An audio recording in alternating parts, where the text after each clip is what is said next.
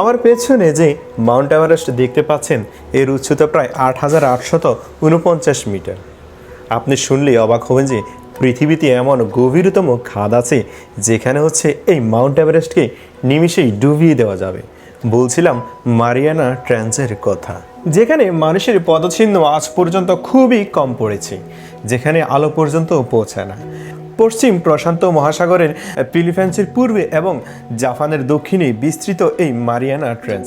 এই ট্রেঞ্চের গভীরতা প্রায় 11,000 মিটার, যেখানে মাউন্ট এভারেস্টকে ডুবিয়ে দিলে আরও প্রায় 2 কিলোমিটার পানি উপরে থেকে যাবে। এটি এক অন্ধকার জগৎ যেখানে আলো পর্যন্ত পৌঁছায় না। পানির চাপ এতই বেশি যে যেখানে মানুষের দেহ চূর্ণ বিচূর্ণ হয়ে যেতে পারে, ভেঙে যেতে পারে ইস্পাত, তবুও সেখানে আছে প্রাণ, আছে কিছু রহস্য, আছে অজানা অনেক ইতিহাস। এই সমুদ্র গর্তকে বলা হয়ে থাকে পৃথিবীর বা সমুদ্রের সবচেয়ে গভীরতম খাদ, যেখানে আলো পর্যন্ত পৌঁছায় না। এর সবচেয়ে গভীরতম অংশের নাম চ্যালেঞ্জার ঢিপ। পৃথিবীর ভূপৃষ্ঠ আসলে অনেকগুলো প্লেটে ভাগ করা।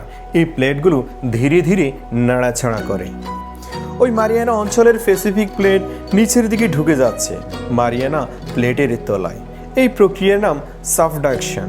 আর এইভাবেই সৃষ্টি হয়েছে পৃথিবীর গভীরতম খাদ।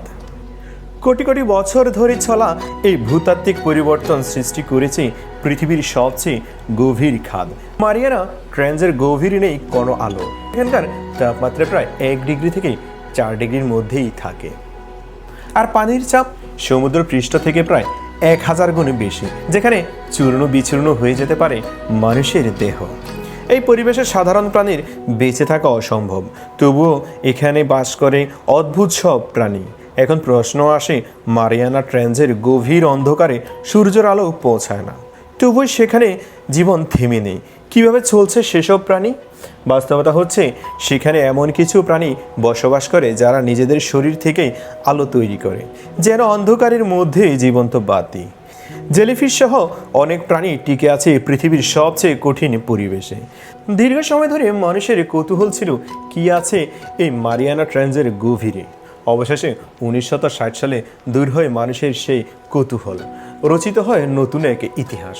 1960 সালে জ্যাকুস ফিকার্ড এবং ডন ওয়ালস প্রথম মানুষ হিসাবে পৌঁছে যান চ্যালেঞ্জার ডিপে।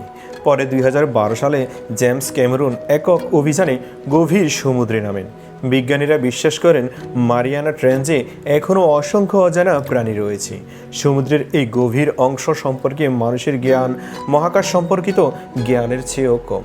কিন্তু একটি দুঃখজনক সত্য সামনে এসেছে, এই গভীর খাদে পাওয়া গিয়েছে প্লাস্টিক দূষণের চিহ্ন। পৃথিবীর সবচেয়ে গভীরতম এই অন্ধকার জগৎ আজও আমাদের সামনে তুলে ধরে অসংখ্য প্রশ্ন। সমুদ্রের গভীরে ঠিক কি লুকিয়ে আছে? কত প্রাণী আছে এখনো অজানা? আর মানুষ কতদূর পর্যন্ত পৌঁছাতে পারবে? মারিয়ানা ট্রেঞ্চ পৃথিবীর শুধু গভীরতম একটি খাদ নয়, এটি পৃথিবীর সবচেয়ে বড় রহস্যগুলোর মাঝে একটি।